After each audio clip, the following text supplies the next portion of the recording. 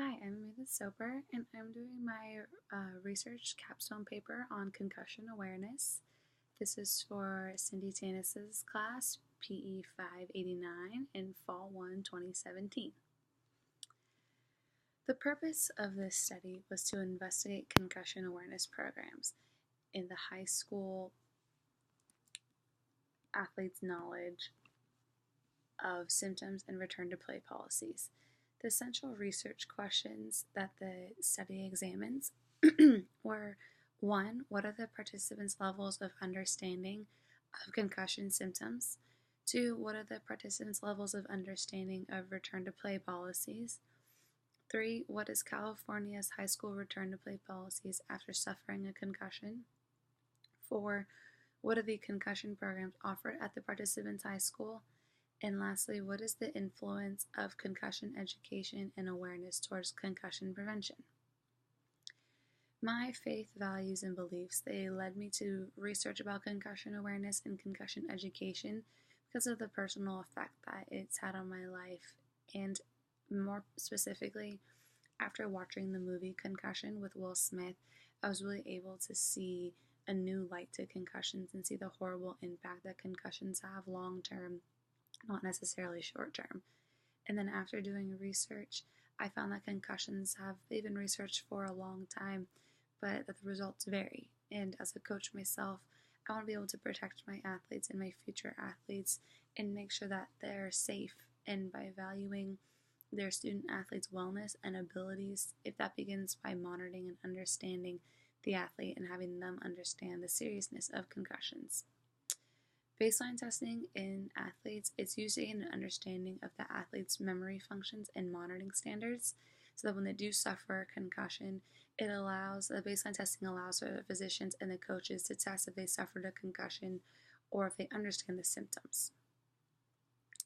Of my literature review, the first research that I examined was Charman et al. And Charman et al.'s purpose was to explain that concussion research on female athletes is lacking significantly compared to male athletes. The procedure of the study of the female athletes was driven by the lack of knowledge and research in sports-related concussions in female athletes.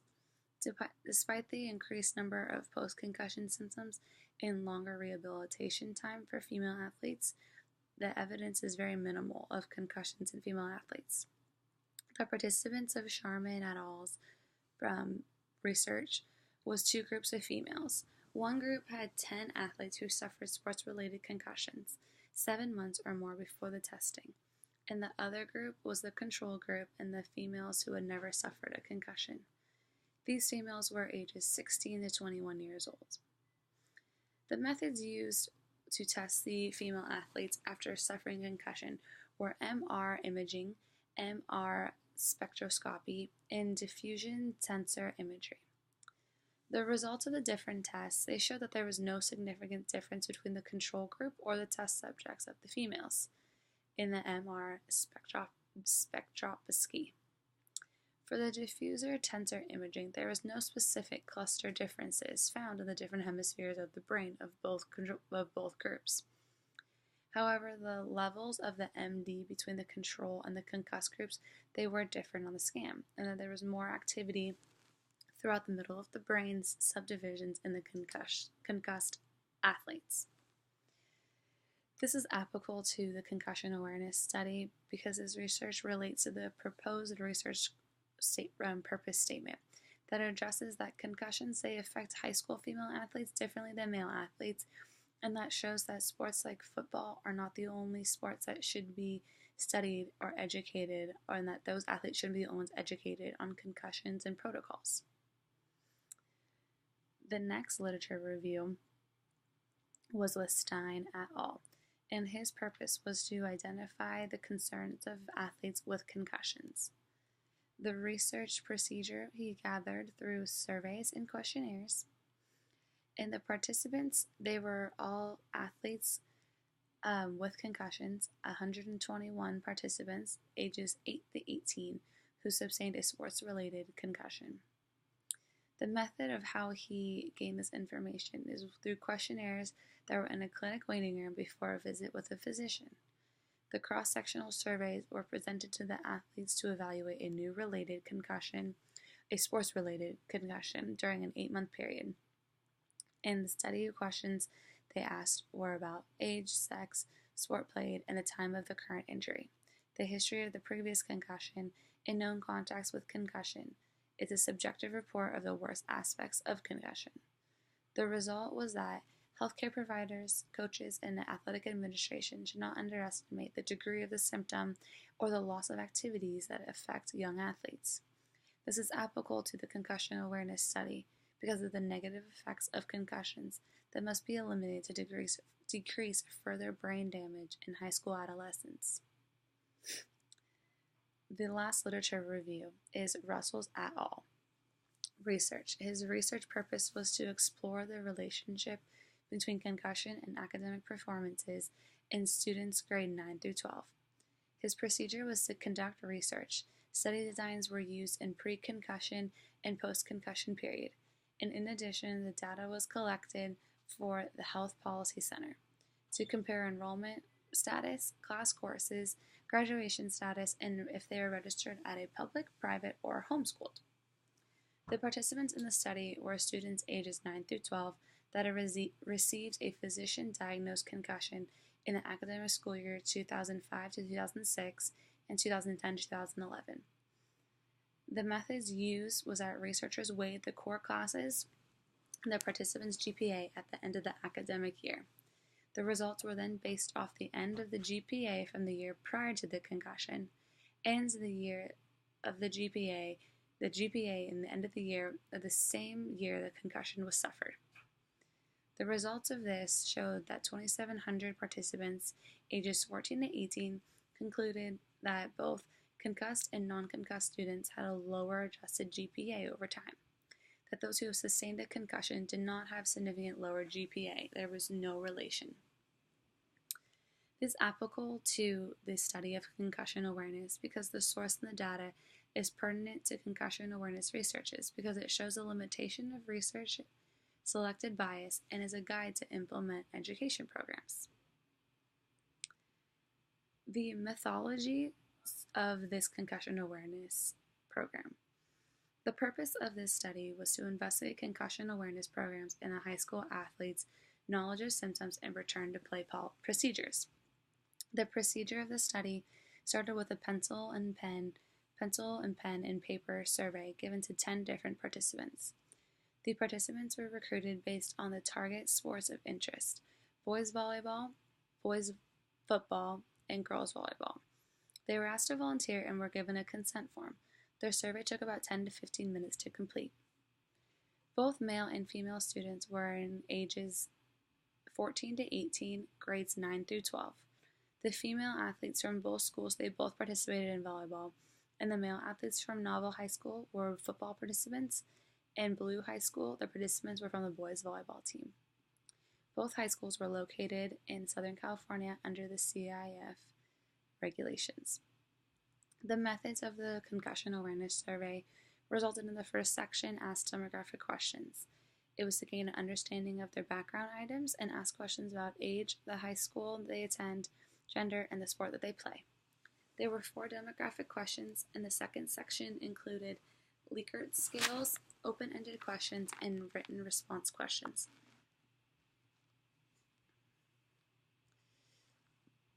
As a result, the concussions are a major health concern, and it's imperative that coaches, trainers, athletic trainers, and parents are all educated on concussion management education and safety procedures. There are many studies and research at the best preventive measure of concussions in education for athletes. The results of the entire concussion awareness survey were as followed. The participants' teams included 55% were girls, 30% girls volleyball, 30% boys football, 15% was boys volleyball. In between the two schools, 45 participants were from Blue High School and 55 were from Novel High School. The results of the participants' level of understanding concussion symptoms revealed that 7 or 12.7 female participants had been concussed, and 10 out of 100 or 22.2% of male participants had been concussed previous to completing the concussion awareness survey. Out of the 100 participants between two different high schools, 17% had suffered a concussion in their high school athletic career. So far, every participant at both schools was able to list a minimum of 2 concussion symptoms. In the top 5 symptoms that participants reported included number 1, headaches at 64%, dizziness at 55.5%, head trauma at 22.2%, nausea at 23%, and memory loss at 23%. The results suggested that students were somewhat aware of concussion symptoms, but they were unclear of how they actually gained that information. The discussions of the concussion awareness. So the first central research question was, what are the participants' levels of understanding of concussion symptoms?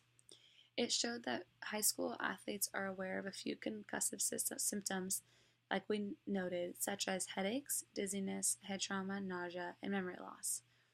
Found in Crossis research, the athlete's level of understanding concussion symptoms is directly related to 85% of athletes who intend to encourage a teammate to seek medical attention when they are suspected of sustaining a concussion.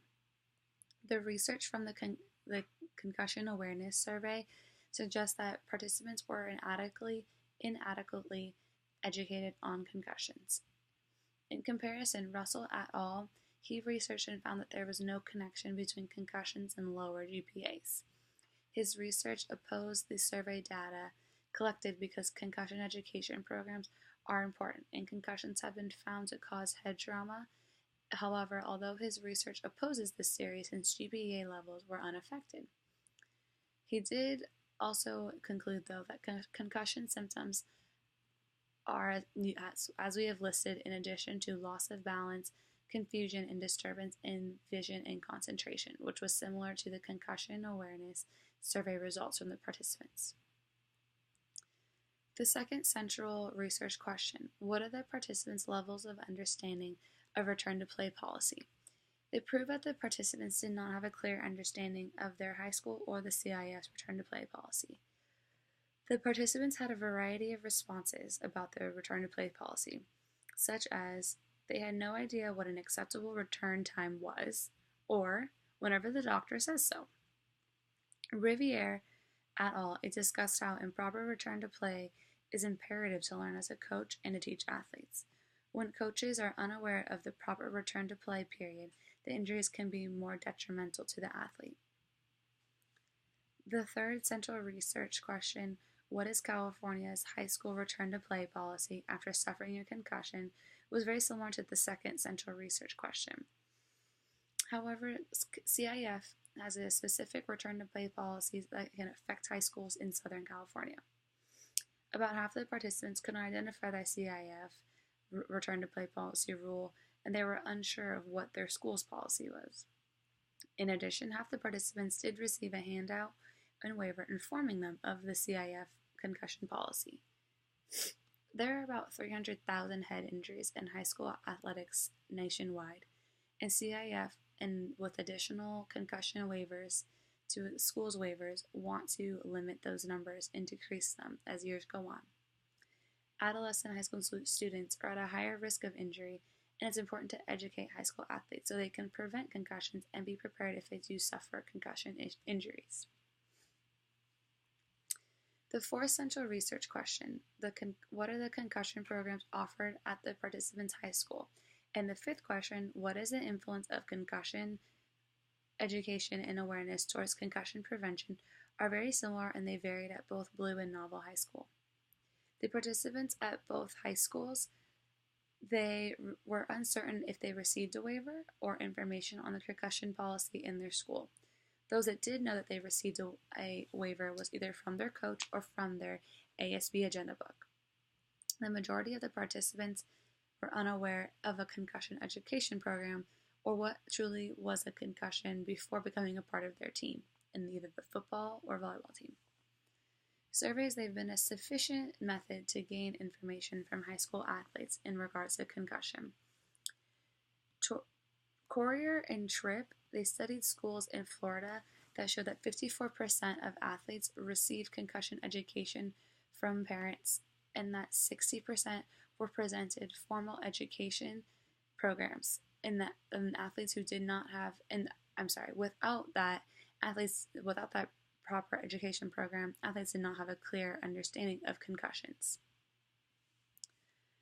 Lastly, the relevance of the research that was taken further to compare to the Concussion Awareness Survey.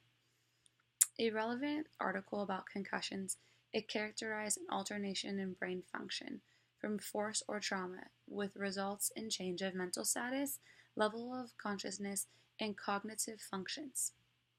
When an adolescent suffers a concussion, there are a lack of physical signs, and there is an appreciation for the extent of the injury suffered. When there are classroom interventions, future suggestions for education programs, they come from existing literature or preventive strategies. Findings show that younger athletes scored worse on post-education program assessments than older students.